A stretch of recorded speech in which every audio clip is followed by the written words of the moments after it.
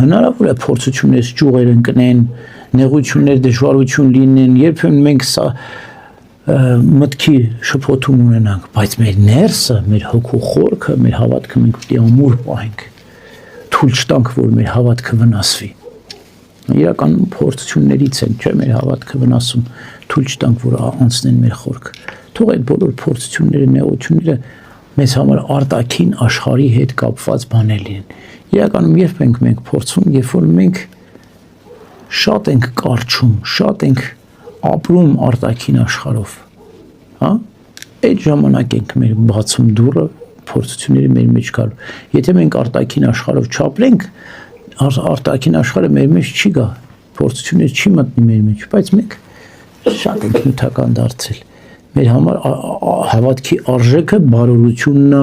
ապահովությունն է, բախտն է, չէ՞։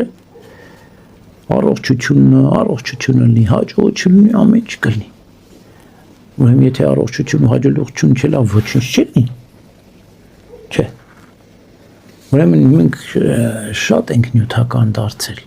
Առաքյալների ինձ ամբողջ կյանքը հալածվում էին։ Քրիստոսի համար նահատակվում են եւ Քրիստոս էլ ասում է յան նրանց, ովքեր հալածվում են արդարության համար։ Ինչ է հասունություն հալածանքի ժամանակ։ Հալածվող մարդը հարցրեք իրեն երանելի է համարում։ Առաքյալները երանելի էին համարում։ Ինչու՞ որ Քրիստոսի անվան համար էին հալածվում։ Ուրախանում էին։ Այսինքն այս աշխարհում ոչինչ չունեին, բայց ամեն ինչ ունեին։ Քրիստոսին ունեին։ Ինչպես Պողոս առաքյալն է ասում, մենք ոչինչ չունենք թեպետ, բայց ամեն ինչ ունենք եւ հարստացնում ենք շատերին։ Ինչպես էին հարստացնում իրենց հավատքով։